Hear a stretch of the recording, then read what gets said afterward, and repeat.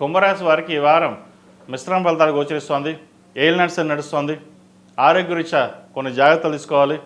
అదేవిధంగా సంతానం సంబంధించిన వ్యవహారాలు చక్కగా ఉంది. వివాహ సంబంధించిన వ్యవహారాలు మంచి ఒక కొలిక్కి వస్తుంది. ఒక సంబంధం కుదురుతుంది. ఎప్పటి నుంచో పెండింగ్లో ఉన్న సంబంధం దగ్గరికి రావడం, వివాహం అవడం జరుగుతుంది. లాభాధిపతి ద్వితీయాధిపతి అయిన గురువు పంచమంలో ఉన్నారు. సప్తమాధిపతి అయిన రవి అష్టమంలో శుక్రుడితో కలిసి ఉన్నారు. భార్యాభర్తల మధ్య విభేదాలు వచ్చే అవకాశం ఉంది. వాటి విషయంలో జాగ్రత్త వహించాలి.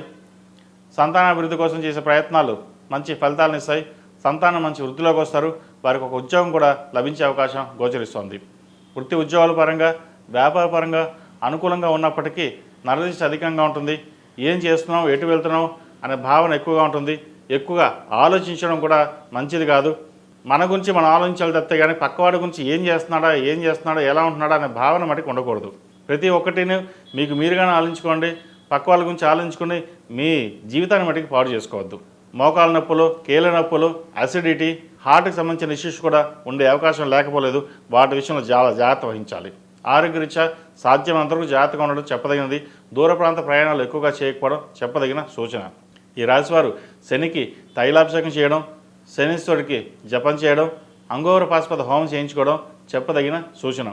వ్యయాధిపతి రాశ్యాధిపతి అయిన శని ద్వితీయంలో ఉన్నారు. చతుర్థాధిపతి అయిన శుక్రుడు అష్టమంలో ఉన్నారు. ముక్కుకు సంబంధించి, స్కిన్కి సంబంధించి, అదేవిధంగా ఫుడ్కి సంబంధించిన విషయంలో జాగ్రత్త వహించాలి. జంక్ ఫుడ్కి దూరంగా ఉండడం చెప్పదగిన సూచన. ఈ రాశిలో జన్మించిన విద్యార్థులకు కాలం అనుకూలంగా ఉంది. విదేశీ సంబంధించిన విషయాలు బాగుంటాయి. చక్కగా రాణించగలుగుతారు.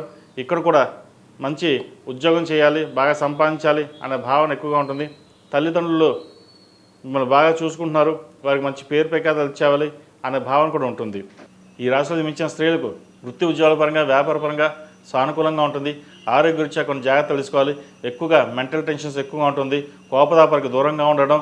ఏదైనా సరే మన నిర్ణయం తీసుకుంటే ఎదురు చెప్పేవాళ్ళు లేరు, ఎవరు మనకు అవసరం లేదు, నాకు నేనుగానే వెళ్తాను, ఎవరు ఏం చేస్తారో చూసుకుందాం అనే భావన మటుకు పక్కన పెట్టండి. ఇది అందరికీ కాదండి, కొంతమంది మటుకే. ఒక్కోసారి మనకి మంచి చేస్తే ఒకసారి మనకి రివర్స్ అవుతుంది, కూడా కీడు చేస్తుంది. ఈ రాశివారు ప్రతిరోజు ప్రతినిత్యం శనికి తైలాభిషేకం చేయించడం, అదేవిధంగా శనివారం నాడు నలుపు ఒత్తులతో దీపారాధన చేయడం, శనీశ్వరుడికి నల్ల నువ్వులు సమర్పించడం, అదేవిధంగా బ్రాహ్మణుడికి నల్ల నువ్వులు దానంగా ఇవ్వడం చెప్పదగిన సూచన. ఈ రాశిలో జన్మించిన వారికి కలిసి వచ్చే సంఖ్య 3, కలిసి వచ్చే రంగు స్కై బ్లూ. ఏదైనా పని మీద బయటికి వెళ్ళినప్పుడు సోమవారం కానీ బుధవారం కానీ వెళ్ళండి, మంచి ఫలితాలు సంప్రాప్తిస్తాయి.